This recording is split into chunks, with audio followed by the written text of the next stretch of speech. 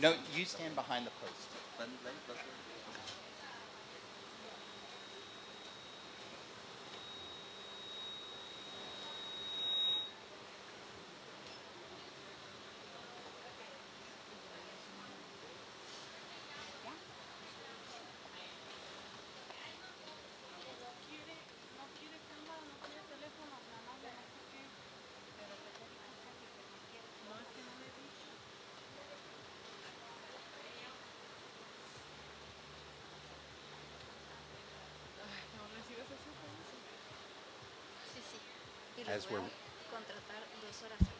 As we're waiting to just about begin, I'm going to remind everybody this is actually a cell phone-free zone. You see everybody's got good cameras. There are going to be so many good pictures. Please put them away for now. Thanks.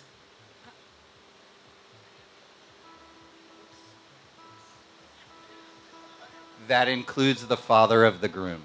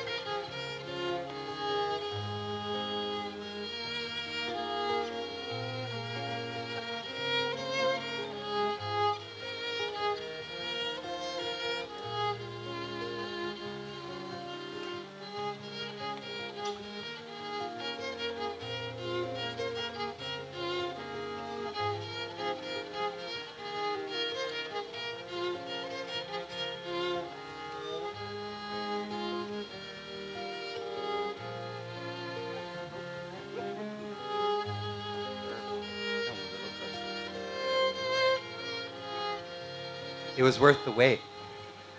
Everybody, please be seated.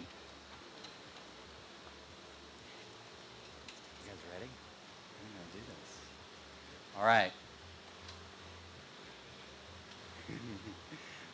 Dearest friends and loving family, the well-rested and the hungover, I welcome you to this most joyful day. I'm Jason Lowith, Eric's uncle and Dani's uncle-to-be. And let me tell you, there is no greater gift in the world than to be asked to officiate at a wedding of people you love.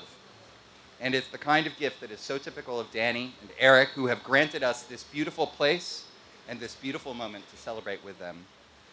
When I asked Dani and Erik what they wanted you all to say on the plane home after this event, Dani said, quote, "That was the party of the century." So who here is ready to have the most fun wedding ever? Yes. That's all right. I want to thank each of you for sharing your precious time with Erik and Dani by making the trip to Sayulita. A special warm welcome to Dani's parents, Jerry and George. George, probably you traveled the farthest. You win an award. Dani's brother, Chris, and sister, Nikki. Erik's dad, Will. Erik's mom's partner, Fiona. Erik's sisters, Allie and Becca. A millennia-old tradition from Judaism at times like this is to thank God for allowing us all to have lived to this very moment so that we can experience this joy together. So for those of you who know the Shehechianu in Hebrew, please join me in reciting it. Here we go. Baruch atah Adonai Eloheinu melech haolam shehechianu v'kiyamanu v'higianu lazman hazeh. We give thanks to God for giving us life, for sustaining us, and enabling us to reach this very happy occasion. Oh my God, you look so great. Though they are not here with us today, an in absentia welcome and thanks to Erik and Dani's grandmothers, Nita and Carol. Hi, Mom. This may be news to you, but Erik and Dani are actually already married. Yeah, they did the official deed in San Francisco 1 month ago today, so happy anniversary, you guys made it. They shacked up at San Francisco City Hall on September 30th, the 11-year anniversary of the day they decided to go steady, which is what people my age say. Because of COVID, they could only have 2 witnesses with them at that time, and because they are such amazing people, and because they knew their grandmas wouldn't be here in Mexico with us, they chose their grandmas to be the only 2 people to witness the actual wedding. And I know they're here with us in spirit. And even though it is the party of the century, let's take a moment. We have to remember there are folks here who were taken from this earth too soon to be part of this day. So as we begin, let's remember a few people who made you both the people, the humans that you are. Margaret Loeth, Erik's mom, and my sister, who I have to tell you would be so, so proud right now. Vivian Irv Utterman, Erik's great aunt and uncle. Your grandparents, Lydia Laracus, Gregorio Laracus, and Benjamin Ting. And your uncle Jordan Ting. And Bud Loeth, Erik's papa, and my dad. My dad's prayer shawl, his tallis, which Erik wore 30 years ago when he had his bar mitzvah, is playing a crucial role today. It's hanging above us as part of the chuppah, the traditional Jewish wedding canopy. The chuppah is a metaphor of the home you will make for yourselves as a married couple. Its posts, rooted into the ground, connect you to your past, your ancestors, and your beliefs, while the sides remain open to new friends, to new experiences, who knows, maybe new members of the family. I'm not saying anything. And the top of the chuppah, the prayer shawl, symbolizes the power of tradition to keep you safe, shielding you from the turbulent forces that will test you. In that way, the people we just remembered cover you in their loving spirit, protecting you in the union you make today and always. Zichrono livracha, may their memories be for a blessing. May their souls and the souls of all the faithful departed, through the mercy of God, rest in peace. Let us all say, Amen. And now, let's have a party. Okay, so, this is how it started. It was late on a Thursday night in February of 2010. You're like, why did I tell him this story? And Dani and her best friend Danielle were finishing up their usual marina circuit at East Side West, a bar of such notorious debauchery that on its closing in 2017, you guys may not know this, even its owner admitted in the press, East Side West never contributed anything to the social fabric of San Francisco. Yes. Well, except for introducing Dani and Erik. That's how they met. At least that's what we think, because they don't really remember. When Erik texted Dani 2 days later to suggest they meet for dinner, she had no memory of him. She was like, was he taller than me? Was he cute? She was like, Danielle, quick, was he cute? Should I do it? Thankfully, you remembered and gave the okay for date number 1. So they agreed to meet, even though Dani wasn't really sure she'd recognize him when she got to the restaurant. But then, from across a crowded room, he stood up. And as Dani said, I knew it was him. Thank goodness.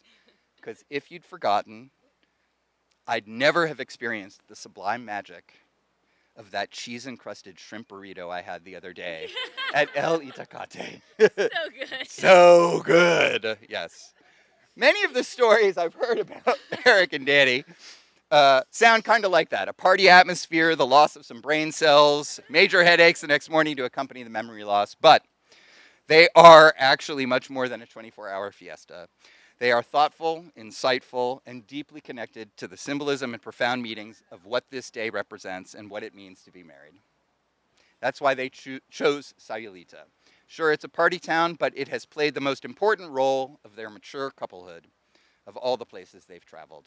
And of course, it's where Erik proposed to Dani on September 30th, 2020, 10 years to the day after they committed exclusively to one another. And I'm going to embarrass you one more time. I'm so sorry I have to do it. Shockingly enough, for those of you who know Erik, he planned the shit out of this proposal. Yeah, no, sorry, Erik. I would trust you to engineer the airplane that brought me here, but you could not plan your way out of a paper bag, friend. The fact that you showed up on time to your own wedding is a bit of a miracle. I think the miracle is named Dani, but anyway, the proposal. You must have learned something from her because you planned it perfectly. You had it all laid out. You secretly figured out Dani's ring size. You picked the perfect place on the beach. You made the reservation. I know I'm not going to tell that story. You got a photographer up on a balcony. Jason has secretly got the ring. Danielle's there to distract Dani, and they're aiming for a walk on the beach exactly at sunset so he can pop the question. Erik even bought a condo that morning so they'd have a reason to do a champagne toast on the beach. Yeah, no, that's for real. I mean, maybe it wasn't the only reason he bought the condo, but I don't know. That kind of sounds like him, doesn't it? Anyway, everything was planned to the minute, and then Dani, queen of the planners, screws it up. Because she gets hungry too early. She's like, I'm hungry now, let's go to the restaurant now. And that's a disaster because the sunset waits for no man. Erik's scrambling to keep his cool and solve the problem because if the entrees show up and they miss the sunset, everything is ruined, right? So Erik's checking his watch, taking forever to choose an appetizer. He's desperately delaying, and Dani's gone from hungry to hangry, right? The sun's not setting yet, so he has to order, and then the tuna tartare on crispy wonton shows up at the table, and Erik checks his watch again, and he's like, don't eat that. We have to go down to the beach and toast the condo. And Dani's like, but I want to eat. And Erik's like, it's almost sunset. And Dani's like, but the wontons won't be crispy. But he grabs her hand anyway, and they run down to the beach, Jason and Danielle in tow, and Dani's fainting with hunger. And Erik starts on his speech, but suddenly realizes that Jason and Danielle are standing between them and the strategically placed photographer on the balcony. So he starts shifting him around, then he starts to stutter, and Dani's like, what's wrong? Are you having a stroke? And Erik's like, just move a little over this way. And Dani's like, soggy wontons. And Erik's like, will you marry me? To which, after replying, holy shit, is this for real? Dani finally says yes. And that is why we are here. All right, enough of the fun, down to the serious. As funny as that story is, and I really love that story, Dani and Erik have been super thoughtful about today's ceremony. One beautiful ritual that you've chosen to include is that of the veil and the cord, a Filipino wedding tradition that dates back centuries. So I invite Erik's stepmom, Fiona, and Dani's brother, Chris, to come drape Dani and Erik in the veil and cord. Okay, and you guys come a little closer and face me. And you begin. I'm going to help. Super simple. Good, beautiful. And you just stand over there. Good, great. This beautiful veil, brought by George from the Philippines, loosely enfolds you. It brings together two families and two souls under the protection of one love. Let it be a symbol of the faithful love you have for one another. Through the passing of the years, let the veil remind you that you belong to each other and to no one else.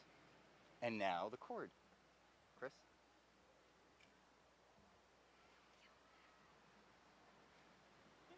Beautiful. The cord, or yugal, is draped in a figure eight around you, representing the unbreakable bond you choose now to make together. Its shape, the symbol for infinity, reminds you that your love now resides beyond time. It is a knitting together of lives that was perhaps fated long before you were born and will outlast all of us here today. Though it's made of strands that, on their own, may be weak, by weaving them together, they become strong and unbreakable. So let this cord remind you that you are stronger together than you are as individuals. Together, may the veiling cord remind you to face your life courageously, bound ever side by side, and to be mutual in support of each other as you carry out your duties and responsibilities as a couple. Perfect timing, Chris. Fiona, come. You may remove the veiling cord.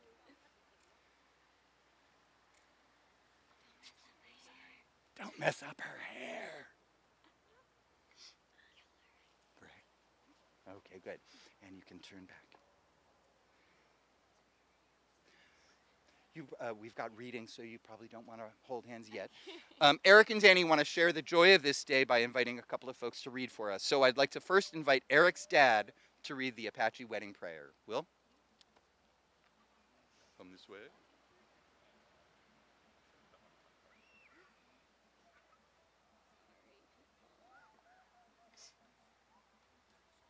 Best to recite the Apache wedding prayer.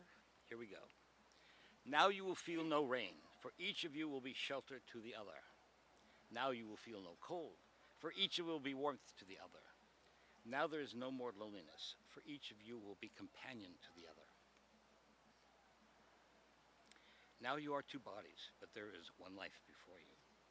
Go now to your dwelling place, to enter into the days of your togetherness. And may your days be good and long upon the earth. Oh, I'm sorry. And may your days be good and long upon the earth. Let me repeat the whole thing. Did anybody hear it? Beautiful. That's good, thank you. Okay. And now for something completely different. Yes, Florence, you knew. Come on up. Come around. Very good. And come close to the mic.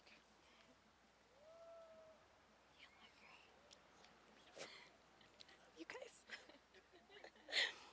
I want to make you smile whenever you're sad.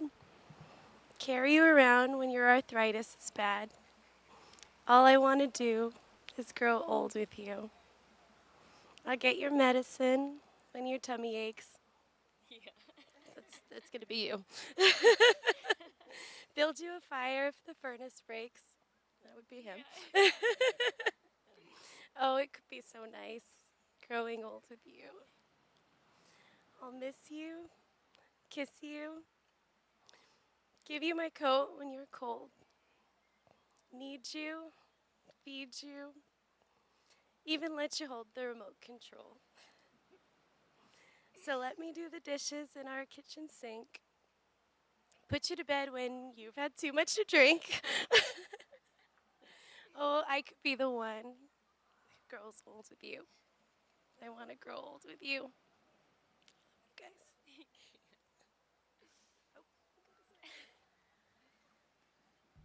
That was from The Wedding Singer. It was. Y'all are like, no, it wasn't. No, It's really a good wasn't. one. It's a good one. All right. The wedding ritual forges a community of friends and family who will support you in your union with love and kindness and an open heart. That's your job. Yeah, you have a job. You didn't know that. Because you're bearing witness today. So before I ask Dani and Erik if they're ready for this, I need to ask you a question to make a vow yourselves. If you're willing to support them as a married couple, will you please look at Erik and Dani and answer "we will" to this question? Wait for me, I'll tell you. Will you promise to support Dani and Erik as they create a new life together and give them the strength to choose each other every single day of their lives from now on? Ready? 1, 2, 3. We will. Awesome. All right. Now it's your turn. Now would you two join hands? Oh, yes. These are the hands of your best friend, young and strong and vibrant with love, that are holding yours on your wedding day as you promise to love each other all the days of your lives. These are the hands that will work alongside yours as together you build your future, as you laugh and cry, as you share your innermost secrets and dreams.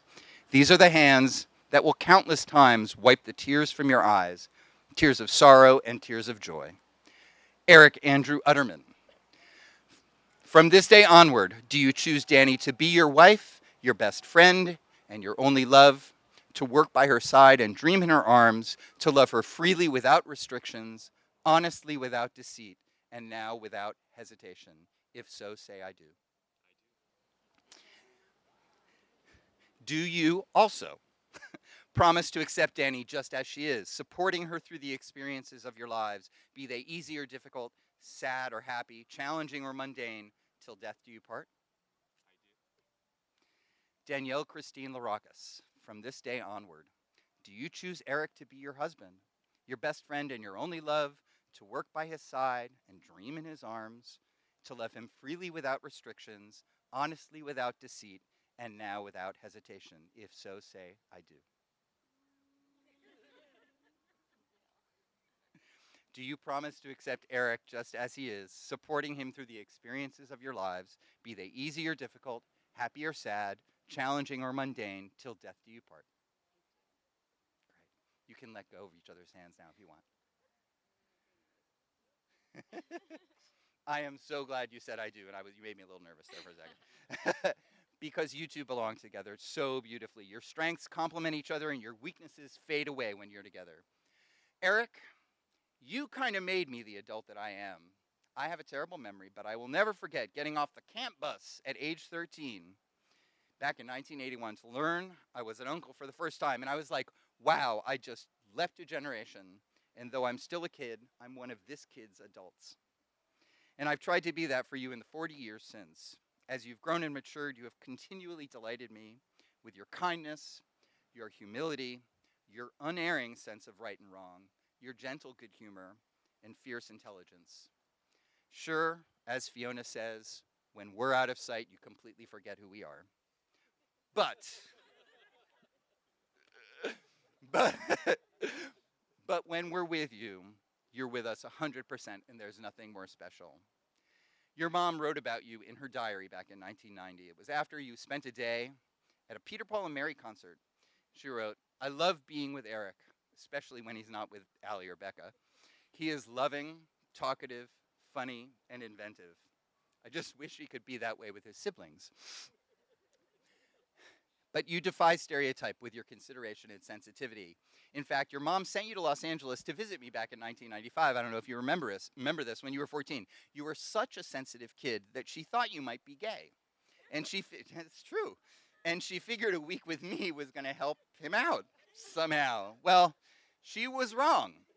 But I will always treasure that time we spent together, because your openness and sensitivity taught me how to be an uncle, how to be a mentor. It taught me how to adult. In short, you brought out the best in me, as you've done with those who fall luckily into your orbit. Nothing symbolizes better, I think, who you are than a story Dani told me. After you'd been dating for a year and a half, Dani moved to New York for a short period. She cried all the way to the airport. She cried throughout the red eye to New York. And when she got there, she called you every night to cry. Despite all we know about Dani and her love of a good time, she looked on her first weekend in New York with dread, because she knew how much she missed you.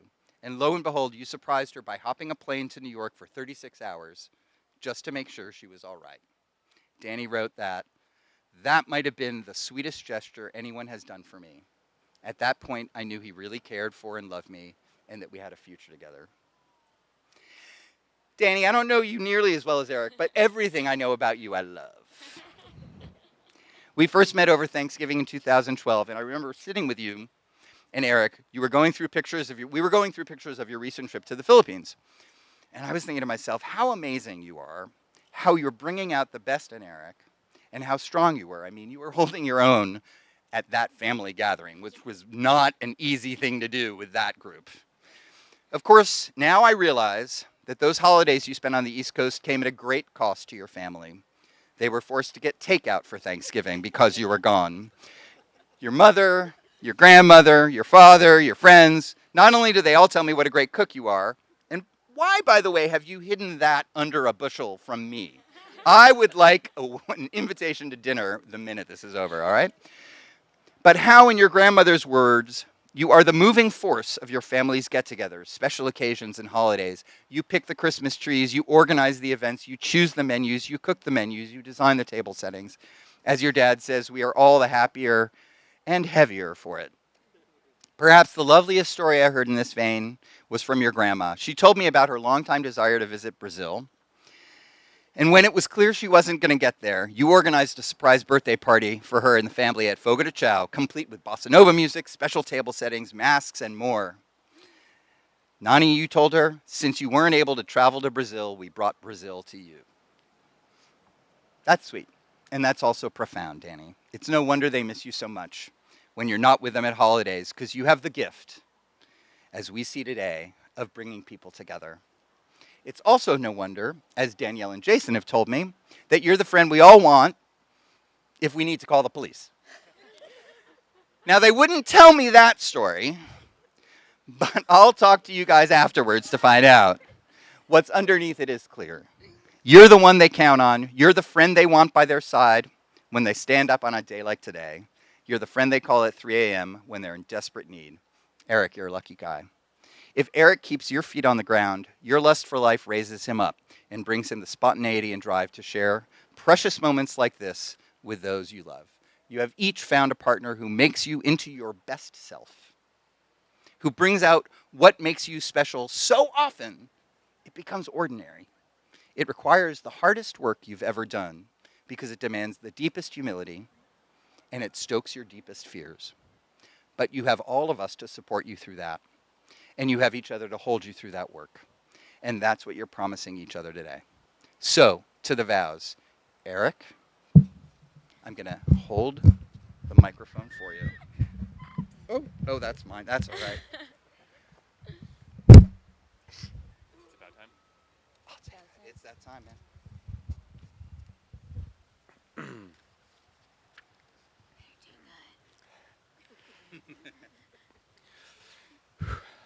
Dani, this day has been a long time coming, and I couldn't be more excited to be standing before you today. You are my best friend. Damn, I can't cry in the first sentence. You can. I love you, and I choose you to be my partner for life. And I'm so honored that you've chosen me too. I love so much about you. You are smart, confident, beautiful, unpredictable, know what you want, and are so deeply thoughtful. I promise to always support you and be your biggest champion. I promise to make you a priority above all other things. I promise to bring you Pedialyte and Excedrin when you're hungover. I promise to, well, I will try really hard to remember to close the microwave door when I'm done using it. I promise to love you, to be your faithful partner in life, and to live with gratitude for you daily. Today I join my life to yours, not simply as your husband, but as your friend, your lover, and your biggest supporter. You will always have my shoulder to lean on, as bony as it is.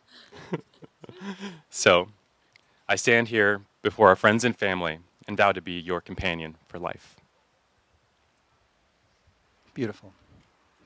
It's your turn. Okay. Erik, here we are on our wedding day, a day I, and probably most of our guests here, thought may never happen. You still haven't told me why it took you so long. All jokes aside, we made it. There are so many things I love about you. I love how kind, generous, thoughtful, and supportive you are. I love your ability to keep me grounded. I love your loyalty to me and our relationship. And I love how you always let me choose what we eat when we go out, even though I ask you to choose the restaurant. I promise to always put our relationship first and not take you or it for granted. I promise to be your event planner, festy bestie, the life of the party, and forever your penguin. I promise to honor, love, cherish you through all life's adventures. Wherever we go, we'll go together. I promise to continuously work on myself and to be the wife you want and deserve. even if it means allowing you to spend an entire week off building a fish tank and obsessing over new coral. Each time I walk through the door, you look at me like I'm your entire world. You taught me what real, deep, unconditional love is. And what it really means to feel at home. You are the love of my life. Sorry. I don't cry. As we start the next chapter in the story we call Adventures of Dani and Erik, I promise to take care of you in whatever comes your way and to love you more every day. I think about us starting our family with kids with really long hyphenated last names and how we will teach them to be decent human beings and show them the world. I'm excited to experience parenthood with you. While we can't predict the future, I know anything is possible with you by my side. I would rather spend one lifetime with you than face all the ages of this world alone. I love you.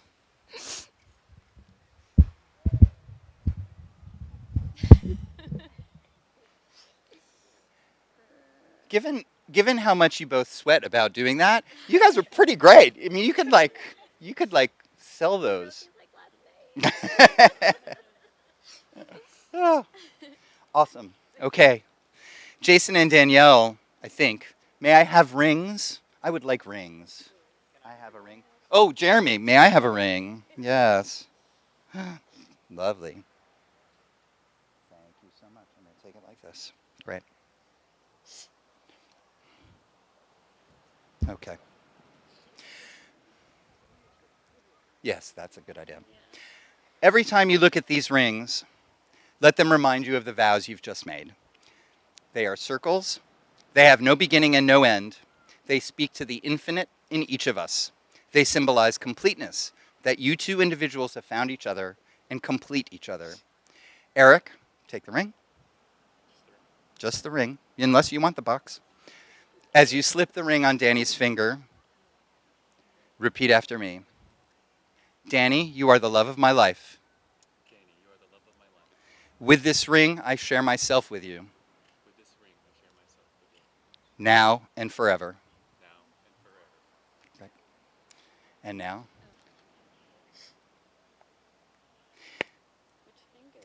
Which finger is it? Dani, as you slip the ring on Erik's fourth finger of the left hand, repeat after me. Erik, you are the love of my life. Erik, you are the love of my life. With this ring, I share myself with you. With this ring, I share myself with you. Now and forever. Now and forever. Beautiful. It's a little tight. It's hot. That's why. It's coming on. Oh my gosh.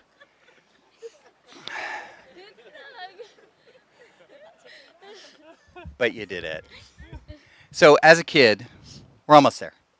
As a kid, I was very friendly with the rabbi's family up the street. And every Friday, on the eve of the Sabbath, he blessed his children with this beautiful prayer from the Old Testament. It's the blessing God gave to Moses, instructing Moses to give this blessing to his brother Aaron, the high priest of Israel, instructing Aaron to give this blessing onto the children of Israel, and instructing the children of Israel to be a light unto the nations, passing this blessing on to the entire world. And so I now pass this blessing on to you, Dani and Erik, with the fervent hope that your home will be one of peace and grace all of your days. Please pass this blessing on, if not in these words, then in your deeds. Yivarechacha Adonai v'yishmerecha. May God bless you and keep you. Ya'er Adonai panav elecha v'kunecha. May God's face shine upon you and be gracious to you. Yisa Adonai panav elecha v'yasem lecha shalom. May God's face be lifted up to you and give you peace. We're almost there. Yeah. Dani and Erik invite you to join them for a reception under the Palapa right after the recessional. You thought I was fainting, right? No. Since Talmudic times, Jews have sealed a marriage with the breaking of a glass. after which the guests yell Mazel Tov and wish the couple joy. The tradition, like most Jewish traditions, is a little maudlin, right? We should all be really happy, but not that happy because the evil eye is watching. But, like the best Jewish traditions, its symbolism is potent and complex. The fragility of the glass symbolizes the fragility of life and human frailty. Even at our moment of greatest delight, we remember that the future brings challenges, but this marriage will give you the strength to face them. The sound of the shattering glass reminds us, too, that while today we are embraced by happiness, the world around us is still in turmoil and demands our care and love to heal it. And a marriage, the creation of a greater whole from two parts, is an action that heals our world. And so, we shatter the old and begin the new today, Dani and Erik. Thank you for sharing this beautiful day with all of us. I'm going to put this down. Don't do it yet. Having fulfilled the requirements of marriage, having declared your enduring love before your family and friends who have vowed to support that love, by the power vested in me and the power vested in this community around you and for you, and by the fact that you really are already married, I now proudly reaffirm the fact that you are married. Break the glass and seal your union with a kiss.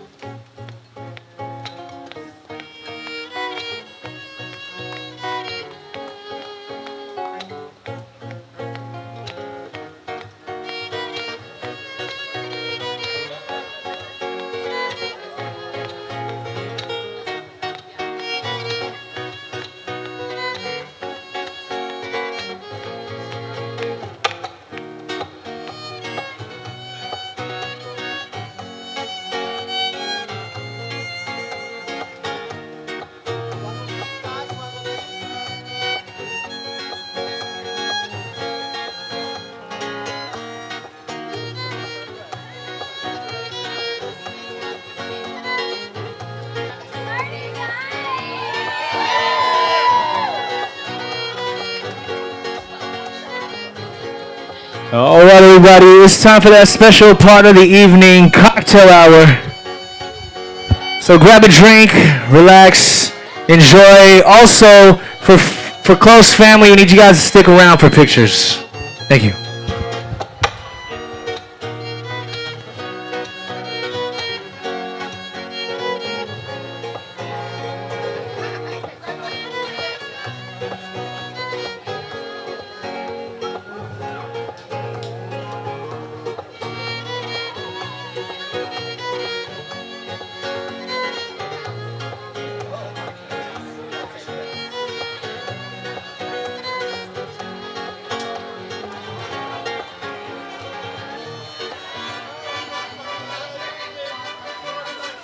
And please also enjoy our mariachi band just for you.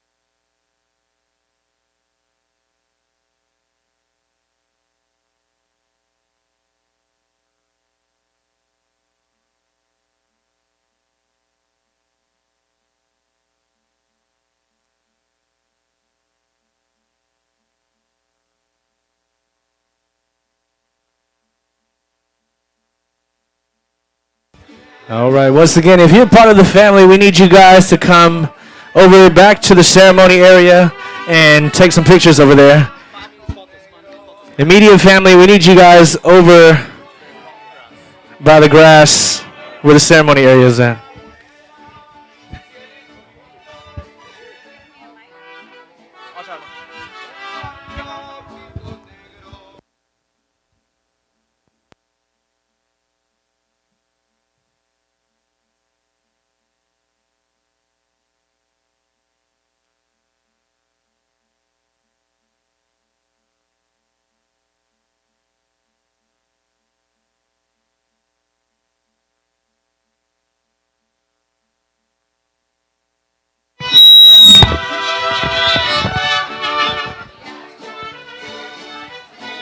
It's too loud.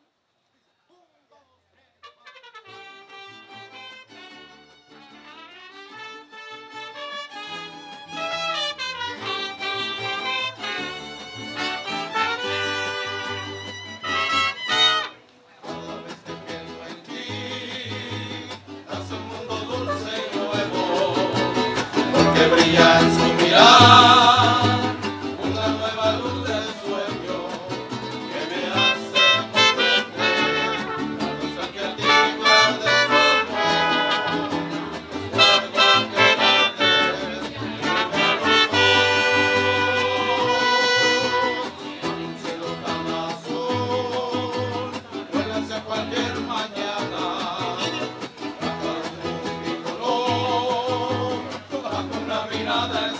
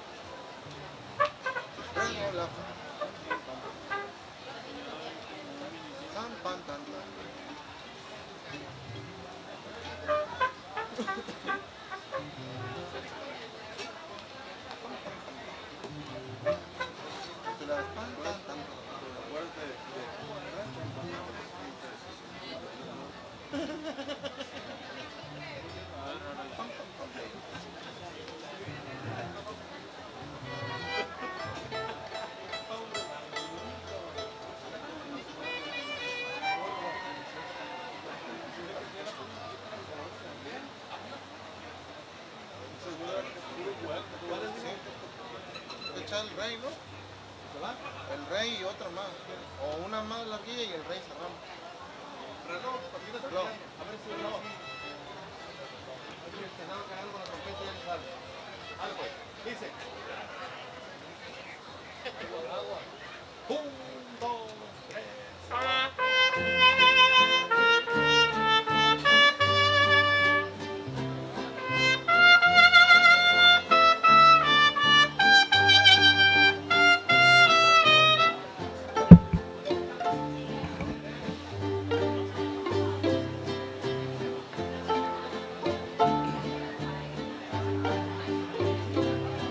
Reloj, no marques las horas, porque voy a enloquecer.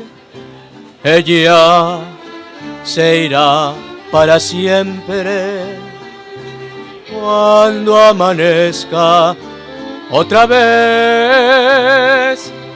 No más nos queda esta noche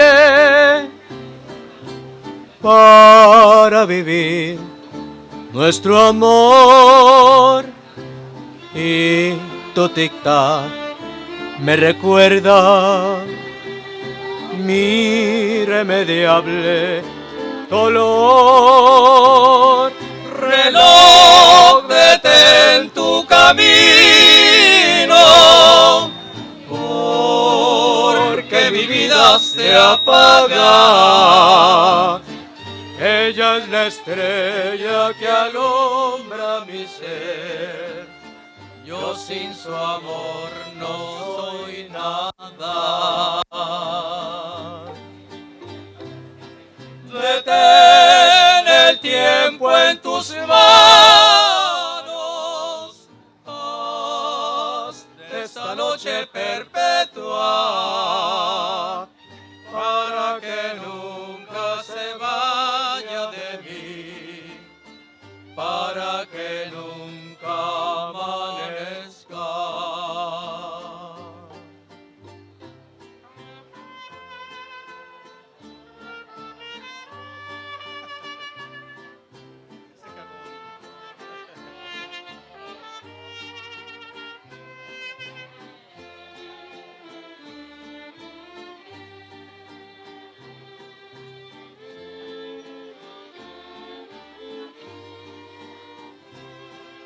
Reloj, detén tu camino, porque mi vida se apaga.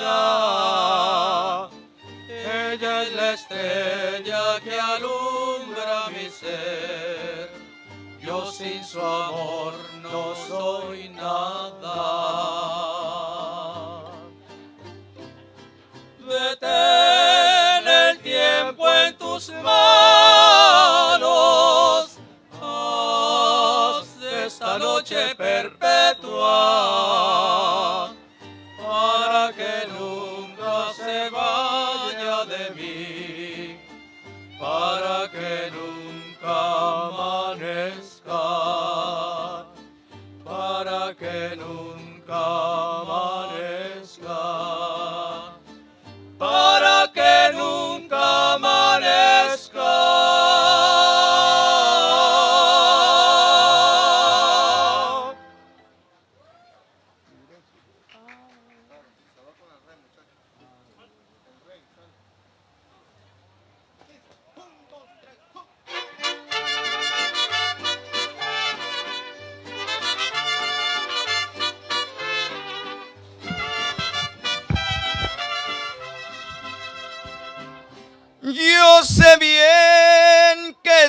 afuera, pero el día en que yo me muera, sé que tendrás que llorar.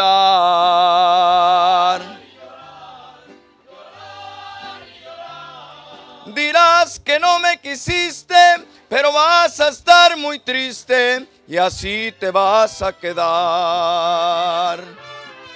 Con dinero y sin dinero, hago siempre lo que quiero y mi palabra es la ley. No tengo trono ni reina, ni nadie quien me comprenda, pero sigo siendo el rey.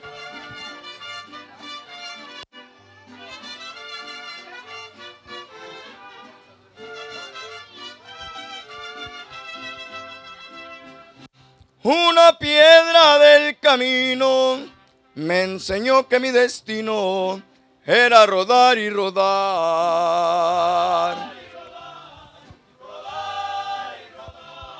Después me dijo un arriero que no hay que llegar primero, pero hay que saber llegar. Con dinero y sin dinero, hago siempre lo que quiero y mi palabra es la ley. No tengo trono ni reina, ni nadie quien me comprenda, pero sigo siendo el rey.